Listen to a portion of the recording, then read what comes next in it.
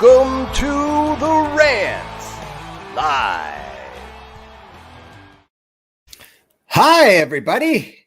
Welcome to the Rant. This is like the reason we named the show The Rant. Well, we don't really know why we named it The Rant, but it sure does seem to be a fitting name.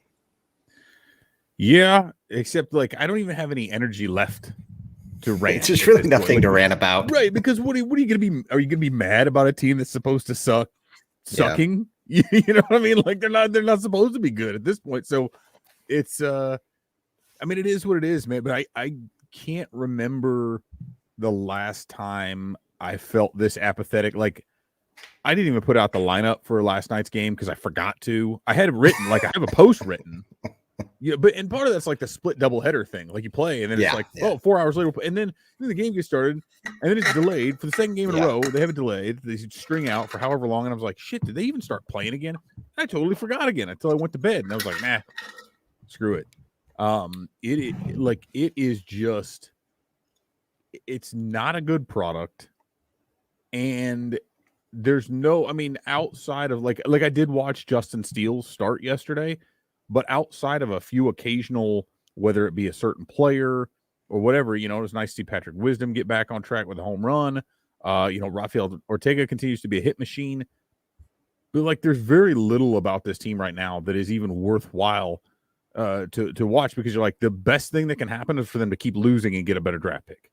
Like, they went That's true. This is true. Yeah, I mean, they went from the end of May, beginning of June, they were buyers, right, to now – they are competing for a single-digit draft pick, like in the space of 2 months. You know, it's wild. 2.5, I guess, if you really want to string it out. But I mean, realistically, that we can go back to the trade deadline. So it took 2 months, less than that, to completely reverse the fortunes. And now they're so bad that it really. I mean, I think they're still. Are they still picking 10th? Have they made it up into 9th yet? I don't know, but they're headed there. They're headed there. I mean, I think they might catch the Pirates. I mean, shit, the way it's going, right? They can't win a game. They could theoretically lose 100 games. They still could do it. Who would have anticipated this? I mean, last year they won the division last year, for God's sakes. Now it wasn't dominating. They laid a big ass egg in the playoffs as usual. But man, what a fall. It's really incredible. And it's as much as we want to complain about it, it's still fun to watch the prospects and everything like that. I mean, what's really cool is seeing these young guys who've dreamed about playing in the major leagues their whole lives get a chance where otherwise they probably wouldn't have a chance. And so that's cool. Those stories are really cool. I love that. Yeah, that is great. And you know, frequent viewer. And again, you know, for those of you, we bring this up quite a bit. If you're listening to it later on podcast form, you know, we do record this live. We have commenters that come on in Phoenix. Night Flame, frequent. I shouldn't say common. That sounds like really weird. Like commoner, right? Constant viewer and frequent commenter has noted that they need to start showing more minor league games, right? They'll show the Iowa Cubs from time to time, and I get it, but it's like if they were smart, I don't think anybody's ever accused the folks at Marquee or on the business side of things of being really in touch with what's smart. Like savvy. They're not real savvy. They're not very, very savvy to these things. The best talent that they have in the system is not at AAA with the iCubs. I mean, they do have some nice relievers there, but like you need to show AA game. Like, let's see the Smokies and Brennan Davis. Let's see Ed Howard with the Pelicans and a bunch of these other guys. Let's see the South Bend Cubs. My goodness, they've got some talent there. These new guys that the Cubs just got. The product that's on the field for the Chicago Cubs is not what people are going to want to watch, or those are not the players they're going to be watching. Maybe some of them next year. But when we figure they're going to be back in contention, and they should be able to do that, they should be able to do that very quickly, or they could if they chose to. But in 2023, that's when you're talking about having a significant portion of some of these young guys coming through and being up in the majors. Like, let's get a look at them now. Figure out how to broadcast these other games, not the AAA team, because to be quite honest, those aren't most of the guys who are going to be up, at least not from a position player standpoint. Although Michael Hermosillo came back last night. I mean, he's a guy who I think could eventually make some noise in Chicago. Just super athletic, really fun player, and has been doing very, very well at AAA. But it's at this point, this is exactly where we're like when this site initially started back before the current iteration that we know now. We got, again, we were writing primarily, or I was at least, about Javier Baez and Chris Bryant and these guys who were coming up through the system. I mean, we're talking 2012, 2013, 2014. That's when we were really getting rolling, and you had to focus on it because the major league team just sucked. I mean, it was awful. Yeah, so I mean, even if you look at the best two players right now for the Cubs, Rafael Ortega and Patrick Wisdom, they're 30. I mean, these are not guys who are going to be on the team when this team starts winning again. Highly doubtful. At least not in a significant role. And that's the funny thing, Wisdom's 29, Ortega's 30, they're just coming up and hey, could they be? I think they could very much be pieces next year. The fact that they're very cheap and there will be arbitration controlled means the Cubs could hold on to them for several more years throughout their productive seasons without ever having to pay them that much. Right. Yeah. They could keep them under a couple $1 million. Unless you go the David Bodie route and sign him, and he's still not making a ton, but sign him to an immediate extension for some strange reason. But I think that's one of those. And the thing, and I noticed this, I hadn't noticed this, I hadn't paid attention to it because it was just kind of like you revel in the fact that Ortega is doing so well. I don't know if I'm assuming you did not read my piece from earlier. Did you? Because I don't want to ask this question if you already read it. About what? Which one? About the four guy. I went through like Wisdom, Ortega, Happ, and Hayward. It's like who's a piece of the future? Who's still sticking around? I saw it. It had a nice sarcastic headline, I believe. Yes, with like the four horsemen. Dudes Dudes or duds. No, I haven't gotten to that yet. Okay, so good. Rafael Ortega is a left-handed batter, right? Take a guess at what he's batting against left-handed pitchers. He's batting .331 for the season. He's batting like .410 since the All-Star break. But what is he hitting this season against left-handed pitchers? Patrick Wisdom? No, Ortega, sorry. I just went on a long run and my brain's not there. Patrick, I don't know. Is it bad? Well, what do you think? He's batting .331 overall, .410 since the All-Star break. He had 3 home runs in the one game. We saw him hit a walk-off grand slam in a spring training game. I'm going to say $150. Okay, you are 55 points high. He's batting .095 against left-handed pitchers. So, and David Ross had made a mention about how you're playing these guys right now, and who knows what they'll be. Maybe someone will be platoon. And I'm looking at that, going, you know what? That might be a really, really nice role, especially if some of the other guys who bat left-handed a lot, like Hayward or Happ, are not. Like if Happ gets non-tendered, which I think is a very, very real possibility because Happ raised his batting average to 178 yesterday by going 1 for 5 with 4 strikeouts. He's awful. Happ is terrible. Games. That raised his batting average because he hit 200 over 2 games. It went up a point. It was 177. The dude's batting third, and I get that you have to it feels like this is the spring training for him where you're batting him higher in the order to get him more plate appearances just so you can see what you've got. Because if he doesn't pull out of this, we saw what he can do the end of 19 and throughout 20 until he hit himself in the eye. And I don't know if there's still some residual effects, but he's been bad. And I don't think it's the first time I've seen he's been Jason Hayward bad. Yeah, but worse.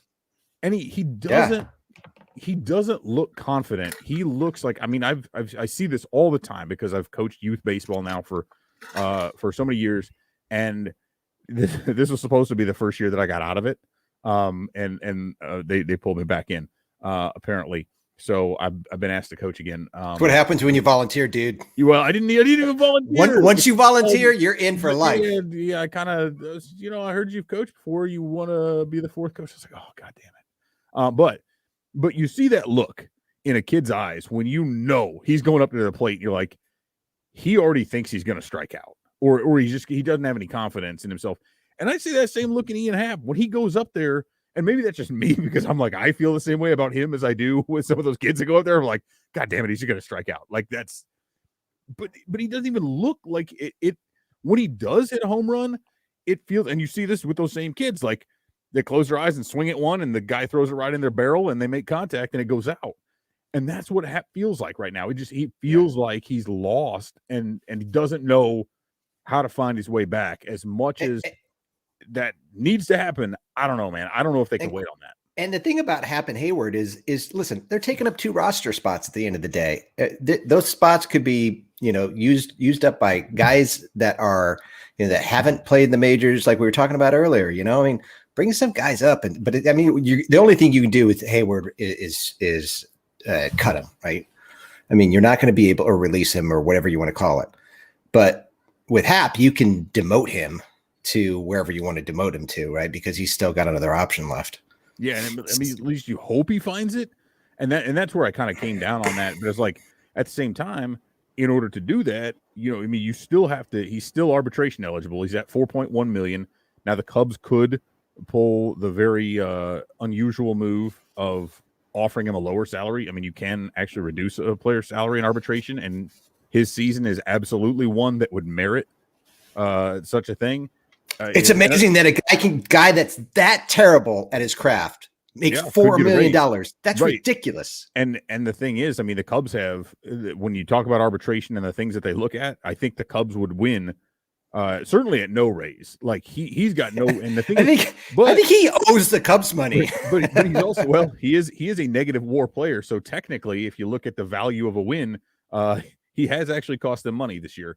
If you look at it that way, and again, I know not everybody understands that completely, but a win is worth about $8 million ish, maybe a little bit more in today's economics. But in that case, then he's cost them about $4 million, which is his exact contract value. But he's also the team's union rep, and so that's a very interesting dynamic, right? In terms of like he's got to do what's best for the union. There's no way he can sit there and settle for a price, a salary decrease, but he's not going to win if it goes to arbitration. Right, if he takes him there, he will lose, and so I mean, unless he asks for the exact same salary. But with Hayward, it's a little bit different. With Happ, if they non-tender him, they don't owe him anything for next year. It's done. He walks away. With Hayward, they could DFA him. They still have to pay his full salary, but at that point, then you look at and people have talked about that. I've gone back and forth with a couple of folks about this, and that's part of what I wrote about. It's like, it's a sunk cost no matter what. They owe the guy about $50 million. Yeah. Right. It's a difference of developing. Do you want to develop somebody in that roster position, or do you want Hayward to flail? Or do you say, hey, here's the deal, Jay? Because here's the thing about Hayward is that he's usually the first guy. Like everybody who talks about it. I mean, we even talked about this going back to Ian Miller from a couple years ago, joining the team in spring training. And we talk about like Greg Dykman is another one too. Like the first person to call him, text him, greet him there in the clubhouse is Jason Hayward.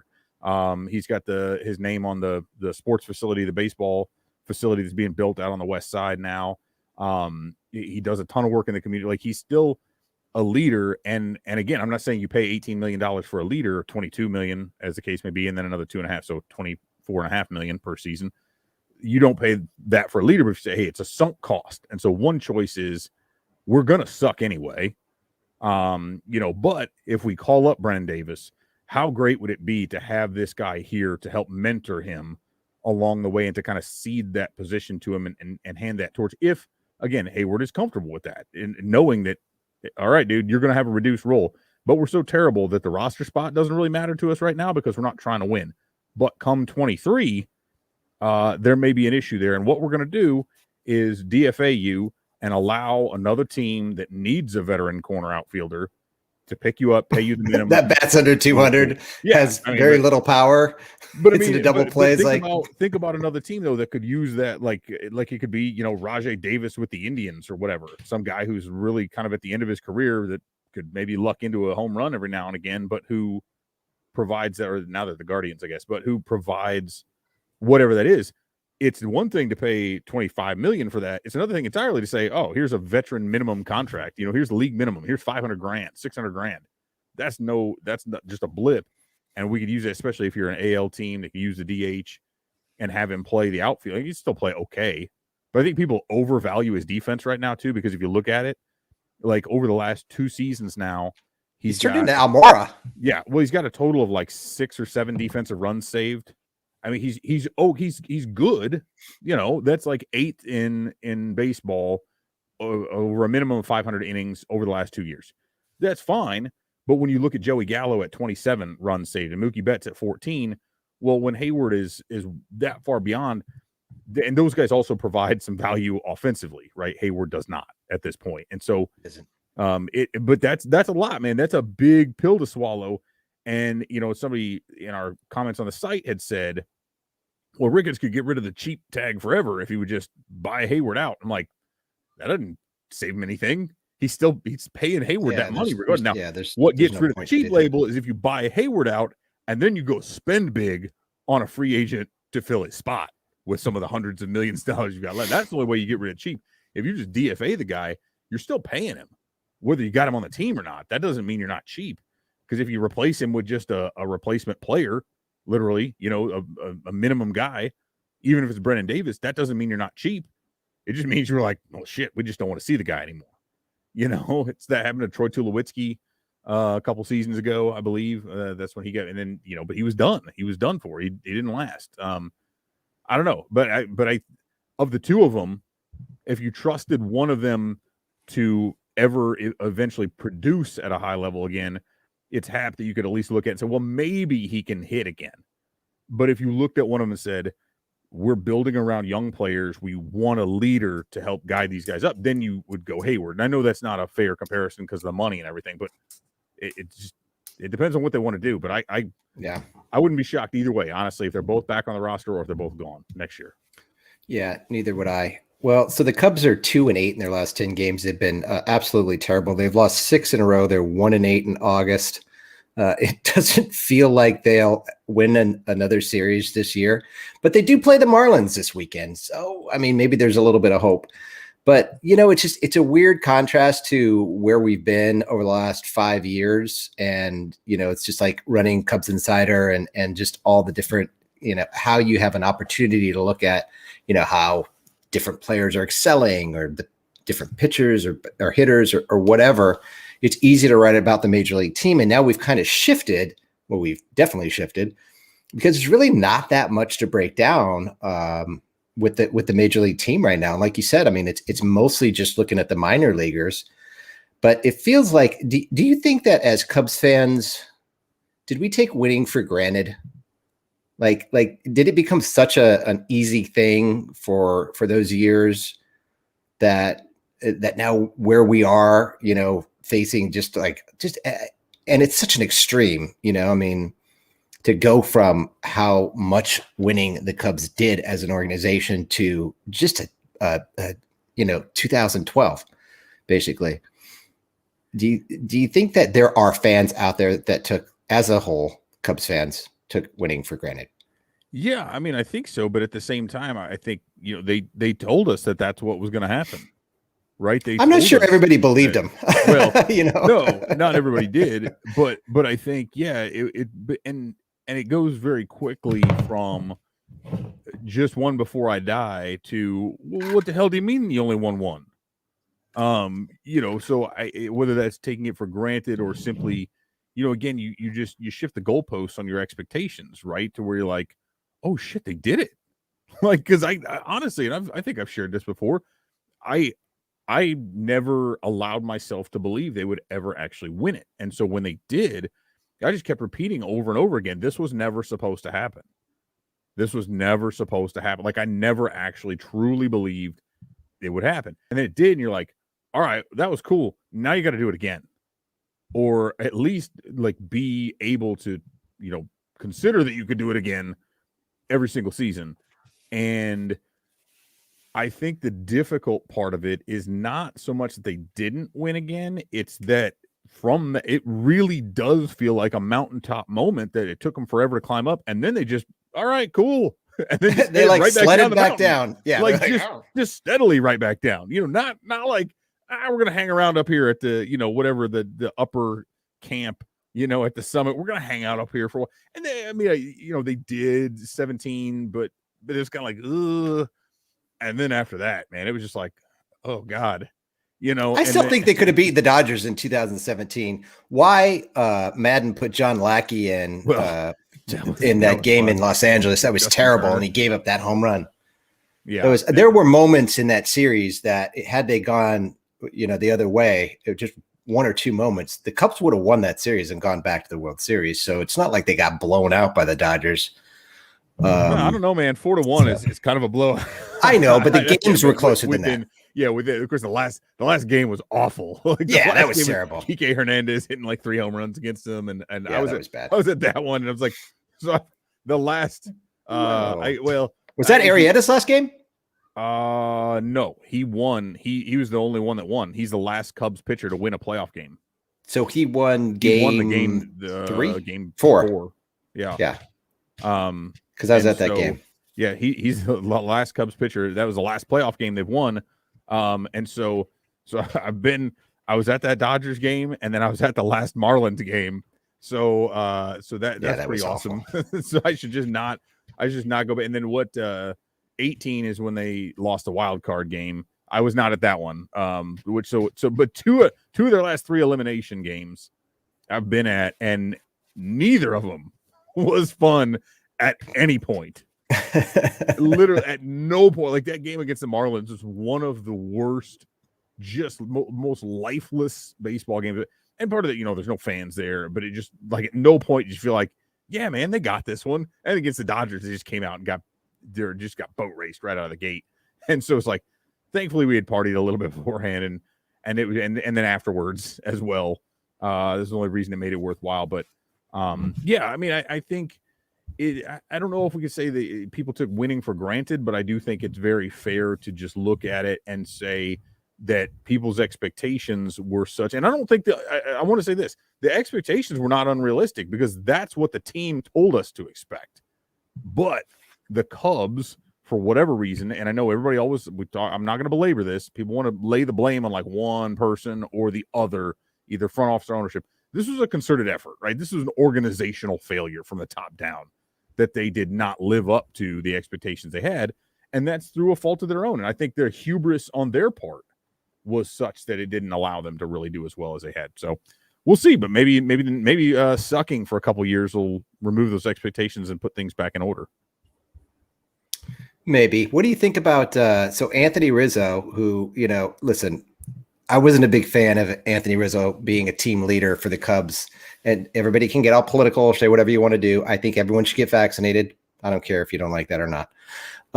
So at the end of the day, I wasn't a big fan of the fact that he's a team leader and he didn't get vaccinated. And then he gets traded away to the Yankees and he gets COVID and he's still dealing with it. But it's just, what a freaking debacle. I mean, I hope the guy's okay, but I sure hope he comes out of this saying everyone should get vaccinated. Yeah, I mean, I hope he's an advocate when it's done, and I don't know, how. And again, we're talking about a former, or not former. He is a cancer survivor, right? And we've seen people with underlying conditions that those are the ones who are really supposed to get it, and particularly those who advocate and who work in children's hospitals and who visit and do that sort of thing. I mean, that's something that should have been done. And my hope is that he needed more information at the time. My hope is that he's gotten plenty of information at this point that he sees fit to get this done. Although it is kind of interesting that the Yankees have had like 2 or 3 different kind of outbreaks, some of which were those breakthrough types where guys had been vaccinated, they were asymptomatic, and then they're the only team that this is really happening to, though. It seems like it. I know the Cardinals just had an outbreak in their, I think, AA, AAA maybe, but then the Cubs, never reached 85, and the Yankees reached the 85% threshold. But I think the Cubs must be there now. I don't think they are. I don't believe they are. So they did when we were in Chicago. Unless they got rid of enough guys. They had. When did they trade everybody? It was Sunday, and they had. God, I forget how the timing went, but they did. The kids run the bases, and all the players were out on the field with their kids and stuff like that.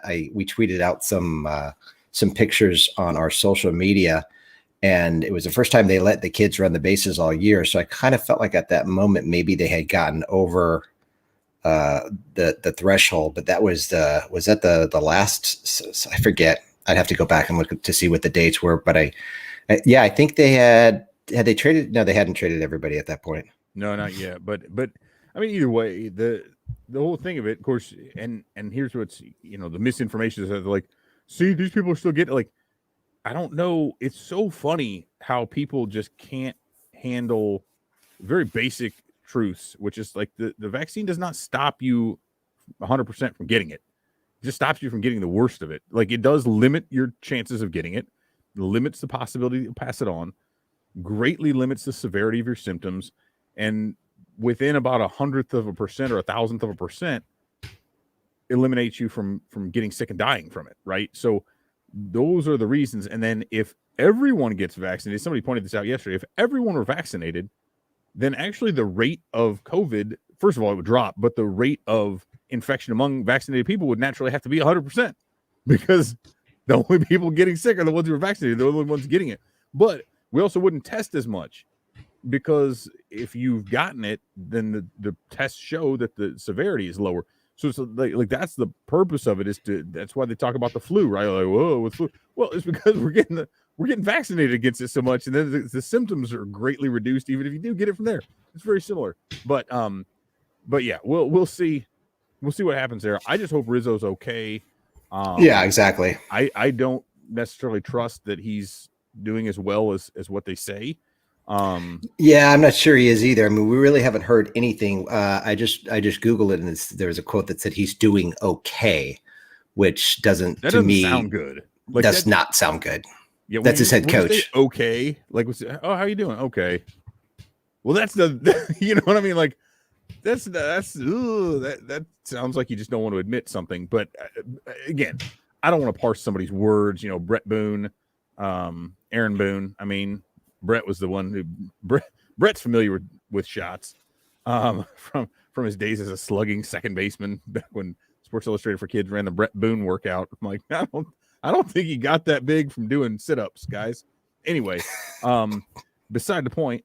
But yeah, I mean, it's either way, bringing us back around to him. I don't know. We'll see what happens with this team.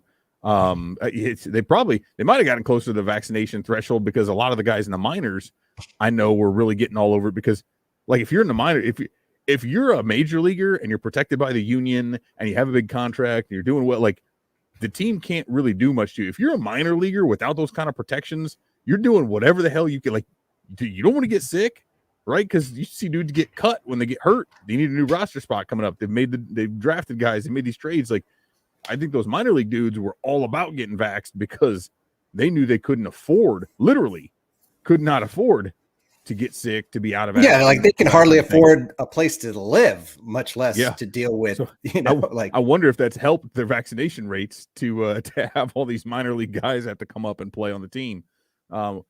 Which is another thing about Hayward. Speaking of team leaders, like, that's another guy who talked about not getting vaccinated. You know, and Jake Arrieta, and of course Eric Sogard's gone now too. But yeah, it's a whole weird deal, man. But it's a weird world we're living in. Yeah, to say the least. And the Cubs suck, so it's even more weird. But hey, the Bears start soon, and there's hope there. Yeah, I mean, hey, they drafted a quarterback, and the Cubs are going to get a top draft pick, so that'll be great.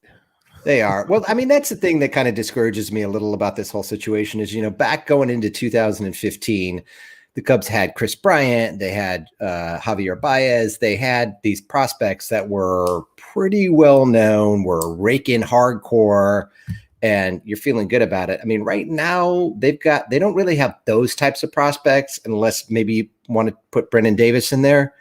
But I don't really see any other prospects being up to the level that Javier Baez, Schwarber, and Chris Bryant were. Do you at that point? No, I mean, not to that level, but I do think, right, we're seeing some of these guys come into the system. Some of these guys have gotten trades, and I do feel like, was it Canario? I mean, that dude's raking. Bryce Bell has worked out, or Ball, not Bell. Bell, isn't that wasn't he the former quarterback at like Oklahoma or something like that? The Belldozer. So yeah, I don't know.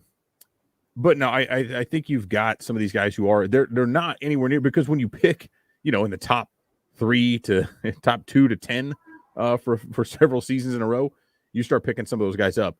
So they've gotten a lot better in that farm system, but I don't think we're going to see that progression of like 3 guys all getting called up within the same season, and all, and we forget about, because of the awful things he's done in the meantime. But Addison Russell was a guy who they had traded for who was going to be this stud, and it was Chris Bryant and then Russell and then Schwarber, all coming up in a very, very quick succession and all stepping into prominent roles immediately and doing really, really well for those 2 seasons, especially, 15, 16. And so when you look at it that way, it's a little bit different. And when Hoyer says, hey, we're going to go about this a different way, well, the last time, as we've talked about here many times, as people have all noted, they brought up a bunch of young prospects who they drafted, mostly college bats, who were able to step in and move through the system very, very quickly, and they paid a bunch of money for pitching.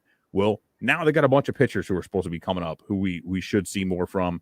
And if Hoyer says it's going to be different and it's going to go quicker, well, guess what? That means you're going to have to go pay for some big-time free agents and guys who are going to step in, and they kind of did that with Hayward. That didn't work out well. Probably not next year would be my guess. Next year, but they're going to have to spend some money on dudes because for sure, outside of Davis, they don't have any power. Yeah, right. They don't. They went heavy on contact. You're going to have to buy some power. Because as much as I know, you can't depend on the home run. Well, you know what? You got to have some people who can hit it out of the park. Like that's going to have to happen, because if Nicky Two Strikes and Nico Horner are going to be your middle infield combo, you damn well better find some power somewhere else other than, Patrick Wisdom. That is like the only power. You know what I mean? And he's got it. I know what you mean. Contreras, but it's like, who hit homers? We had someone commenting about how bad Contreras has been lately. Listen, I'm sure he's just demoralized, to be honest with you. I mean, and he catches all of his buddies are gone. Yeah, all of his buddies are gone. It's like, he plays on a terrible team. Like they're all off on, playoff contending teams, except for Javi. The Mets are a disaster, but that I don't see the Mets re-signing Javi. That'll be interesting to see how that plays out in the offseason. I love that they're all bitching about his plate discipline now too. Like this guy's one of the most popular players in the league. Do you know Javi Baez? Seen him for the last we 5 years. Told you that. Years. Like, read our website for God's sakes. It's all over there.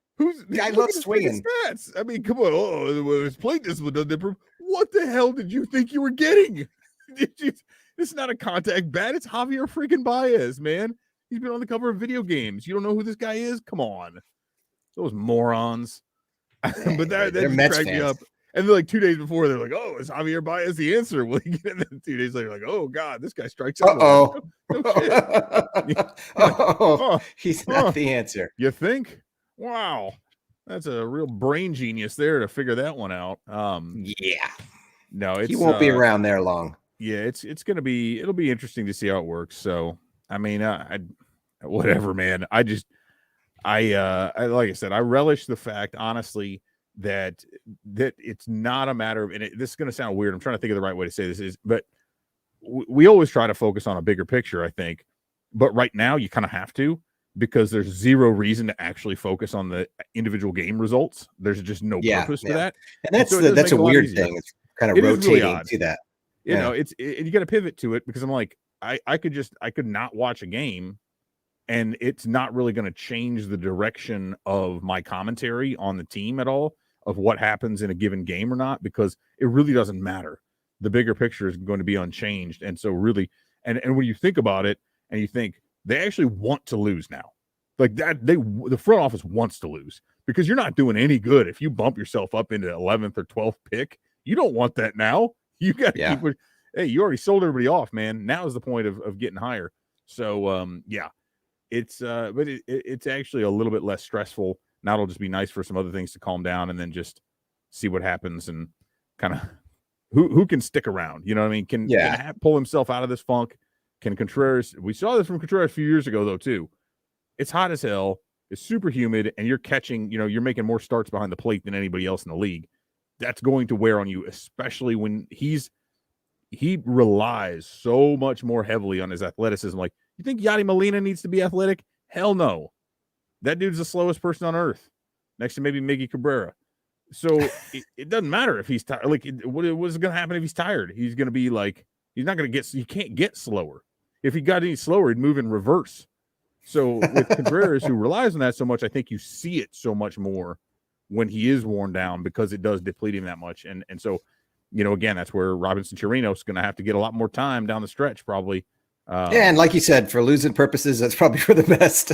Yeah, I mean, That's what. Hey, man, they already went to a 6-man rotation, right, to reduce innings for some of those guys to give more starts to Justin Steele and eventually Keegan Thompson.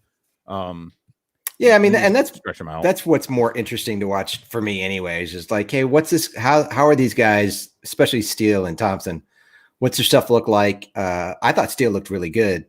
Other than like 8 pitches that sequence when he gave up a couple homers and a double, I think there. But overall, I mean, it's his first start, though. Yeah. I mean, and the thing is, hey, here's the deal, right? Like, if you're gonna watch something, who would you rather watch get into some trouble and try to work through it and see what can happen? Would you rather watch Justin Steele or would you rather watch Jake Arrieta? Who would you rather see out there at this point? And that's where I was talking about with Hayward and Happ earlier. It's like, yeah, of course, I put a prospect in there. Let's just watch them kind of develop. We can talk about, hey, remember when? Hopefully, when the Cubs are actually winning again. So yeah, I'm with you. Yeah. I'd rather see that. At least it's somebody who's probably going to be around. So. And something to note, we've got some pretty good coverage on CubsInsider.com. I like to think the best, and some of our minor league writers, they're working their tails off, Growing Cubs podcast. So we have a lot of coverage on the minor leagues, including Evan's breakdowns that he provides as well. So there's lots of stuff going on there. So be sure to check it out. So on that note, I think it's about time to go. I think we're going to. Just so you people know, we're you people. You people. What do you mean, you people? We're going to probably ramp this down to, we were doing it twice a week back when the Cubs had a chance of winning. But now that there's no chance they're going to win, and there's really not all that much to talk about, we're just going to do this once a week, probably for the next 2 years. So it'll scale back. It'll be once every 2 weeks, once a month. Yeah. Eventually, we'll just do a spring training primer, and then opening day, all-star break, just the big, the holidays and the big dates. Yeah, absolutely. So, all right. Well, until next week, we'll see you guys then. Thanks for joining us. Go.